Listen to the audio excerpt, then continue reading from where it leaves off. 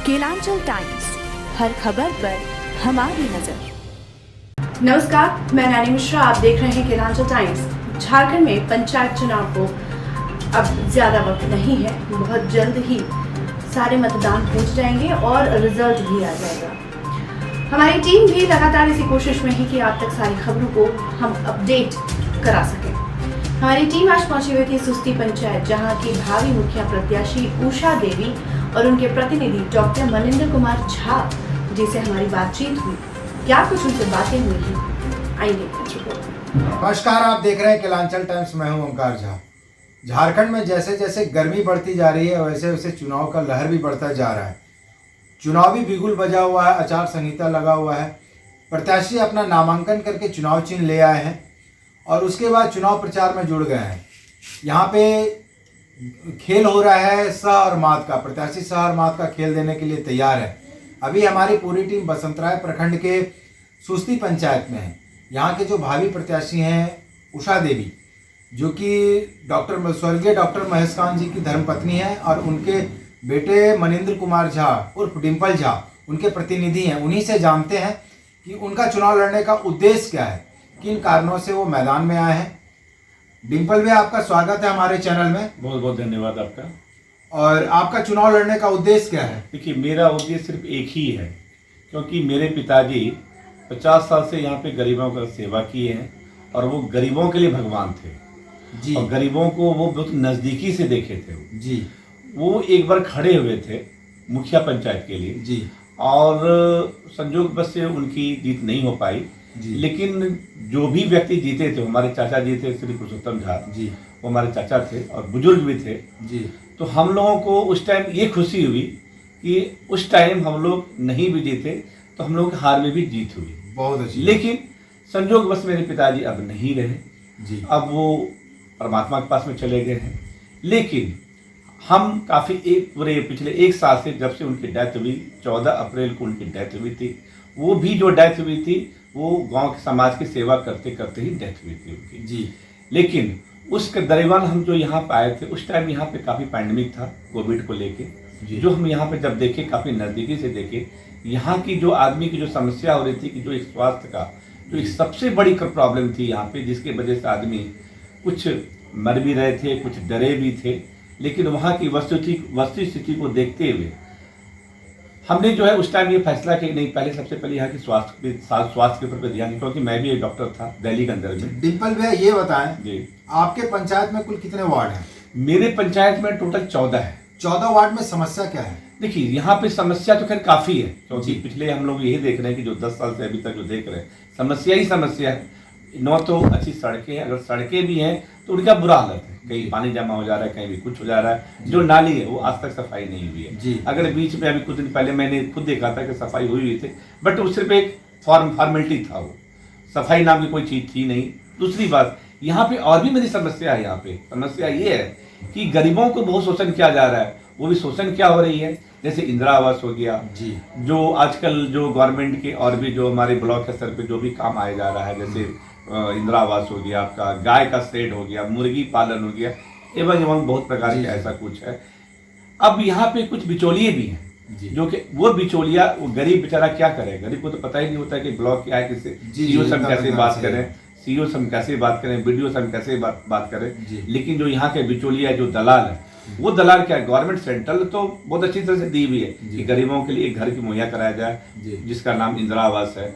इंदिरा आवास गवर्नमेंट तो अकाउंट में पैसा ट्रांसफर करके दे रही है, लेकिन वो बिचौलिया क्या करता है, वो बीच में ऊपर से ही पैसा खा जा रहा है। अगर 2.5 लाख का अगर उसका अमाउंट आ रहा है एक इंदिरा आवास के लिए, उसमें से 2 लाख रुपया भी नहीं मिल पाते, 1.5 लाख रुपया मिल पाता है, 1 लाख रुपया वो दलाल खा जा रहा है। अब मुझे ये बताइए कि वो जो बेचारा गरीब है, एक 2.5 लाख का उनको गवर्नमेंट दिए हुए, सिर्फ उतना ही दिया है जिससे उनका एक छत मिल सके। लेकिन ये बिचौलिया क्या करता है कि वो 2.5 लाख में 50,000 रुपये तो वही खा जा रहा है कि फलाना जगह देना पड़ेगा, फलाने जगह देना, जिसमें से 25,000 रुपया उनका एडवांस भी होता है जी।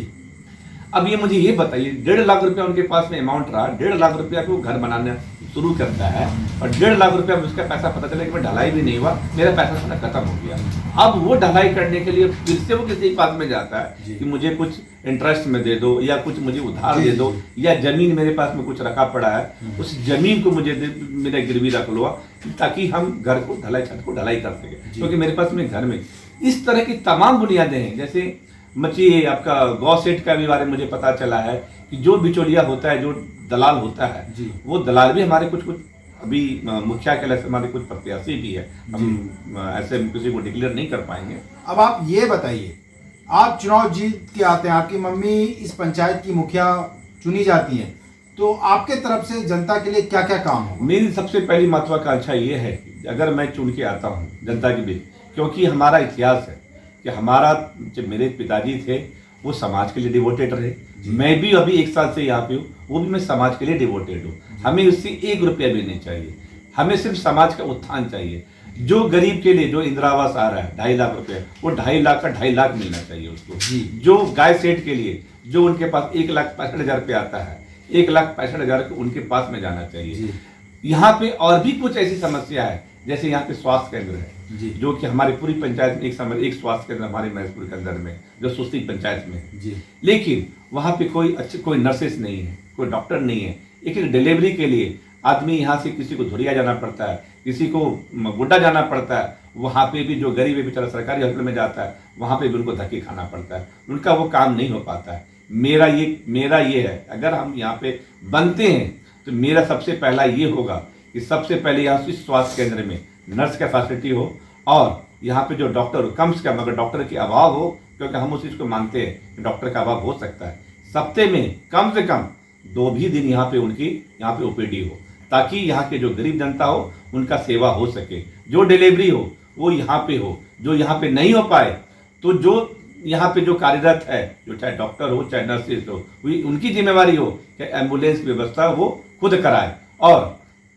उस एम्बुलेंस से उस पेशेंट को गुड्डा लेके जाए, वहाँ पे कोई भी मेडिकल स्टाफ उनको कोई प्रॉब्लम नहीं होने दे, और अगर ऐसा होती है तो हम उस पर एक्शन लें। जी, ये हम समाज के लिए करना चाहते हैं। ये आपकी बहुत अच्छी सोच है, क्योंकि आप पेशे से डॉक्टर भी हैं और आप अपने पापा जी के चहल कदमों पे चलते आ रहे हैं। पापा जी जैसे सेवा करते आए हैं, 50 साल से वो सेवा करते आ रहे हैं, अभी वो नहीं है और आप वही समाज सेवा फिर से आप भी कर रहे हैं, इसका रिजल्ट आपको मिलेगा। लेकिन यहाँ पे जब हम पंचायत में घूम रहे थे तो यहाँ पे खेलकूद का मैदान नहीं दिखा। यहाँ के युवा कहाँ जाएंगे अपना खेलकूद? देखिए, यहाँ पे खेलकूद का तो मैदान है, नहीं है सो बात नहीं है। यहाँ हमारे सबसे बहुत पहले के बाद जब केदार झा हेडमास्टर थे हमारे गांव के बीच में, उनकी जो शासन होती थी वो बहुत अनुशासन आदमी थे और उससे आदमी काफ़ी लाभान्वित थे। और आज के भी समय में उनके डेथ हुए कम से कम 50 साल हो गया, लेकिन उनके नाम जैसे ही केदारनाथ झा का नाम आता है, आदमी ये सोचता है कि केदारनाथ झा एक आदमी कैसे महापुरुष थे कि उनका शिक्षा काल में यहाँ पे जितने भी आदमी सब डिसिप्लिन मेंटेन करता था और पढ़ाई भी करता था। यहाँ पे खेल का मैदान भी जो हमारे एक हॉस्टल के साथ में, वहाँ पे एक हमारा हॉस्टल भी है, वहाँ पे एक अच्छी खासी बड़ी मैदान है। लेकिन यहाँ का जो स्कूल है या जो भी है उसके ऊपर भी कभी भी इस तरह की कभी प्रोत्साहन नहीं किया, जिसके वजह से फिट रहते हुए भी वो अधूरा है। ये भी एक मेरा बहुत बड़ा सपना है कि इस खेल कूद को हम उसको आगे की तरफ लेके जाए। ये नवयुवक के लिए जो मेरा कल का भविष्य है, इनको मैं और आगे के लिए लेके जाऊँ। आपने बहुत अच्छी बात कही, क्योंकि आपकी सोच बहुत अच्छी है, आप एक युवा प्रतिनिधि हैं।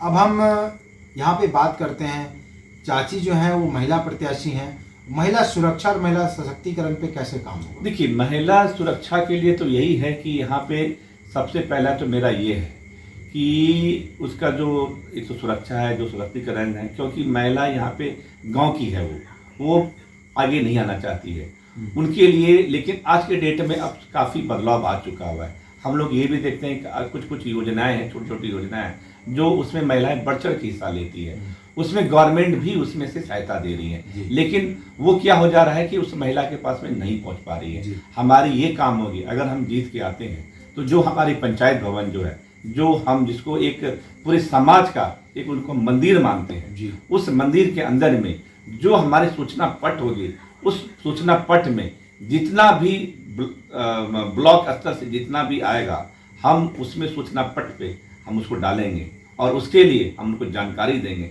उसके लिए मेरा सारी टीम काम करेगी और उसके लिए हम उसको उसके बारे में ट्रेनिंग भी देने की कोशिश करेंगे ताकि हमारी महिला आगे की तरफ बढ़े। जी, बहुत अच्छी बात आपने कही। आप एक बहुत अच्छी पहल लेके आए हैं।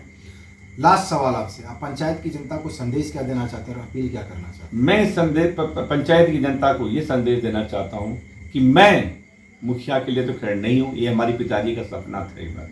बस मुझे एक बार, ये मेरे लिए नहीं, मेरे पिताजी का जो सपना था उस एक बार पूरा, क्योंकि अब वो है नहीं और वो 4 तारीख को उनकी बरखी थी। 4 तारीख के बाद ही एक जनरल सीट का डिक्लेयर हुआ था, जिनके लिए थोड़ा सा मुझे एक अंतरात्मा मुझे कही कि नहीं, कहीं न कहीं मेरा, क्योंकि पिताजी ने जो इस समाज के साथ में जो काम किया था, एक उनका काम वाकई सराहनीय था और सभी आदमी जितने भी गरीब थे वो उनको भगवान मानते थे।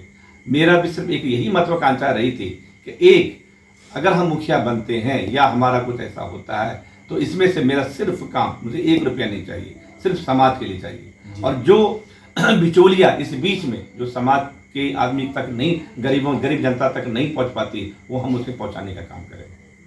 बहुत अच्छी सोच है। क्या नाम है चाची आपका? उषा देवी। आपका चुनाव चिन्ह क्या है? सेब। क्रमांक संख्या 1 पे है। कौन सा प्रखंड है? सुस्ती। सुस्ती पंचायत है, प्रखंड बसंतरा है, जिला गोड्डा है। क्या नाम हुआ आपका? मनिंद्र कुमार झा। आप मुखिया प्रतिनिधि हुए। जी। आपने देखा कि यहाँ पे हमारी चाची हैं उषा देवी, वो मुखिया प्रत्याशी हैं और मुखिया का चुनाव लड़ रही हैं और उनके जो प्रतिनिधि हैं डॉक्टर मनिंदर झा समाज सेवा में लगे हुए हैं। मैं बार बार अपने वीडियो में कहता हूँ, जो पानी से नहाएगा वो सिर्फ कपड़े बदल सकता है और जो पसीने से नहाएगा वो इतिहास बदल गड़बड़ हो गया। जो पानी से नहाएगा वो सिर्फ लिबास बदल सकता है और जो पसीने से नहाएगा वो इतिहास बदल सकता है। इसी के चहल कदमों पे ये कहावत ये हमारे मनिंदर भैया पे सूट करती है। फिलहाल बने रहें केलांचल टाइम्स के साथ। धन्यवाद। अरे ठीक हो भैया, ऐसे वीडियो देखे जा रहे हो? तनिका सब्सक्राइब कर लो और हाँ, घंटा का बटन जरूर दबाना, तब हमारे वीडियो का नोटिफिकेशन सबसे पहले मिलेगा। यहाँ वहाँ का देखा तो हम तो का ही कहते हैं, जल्दी दबाओ।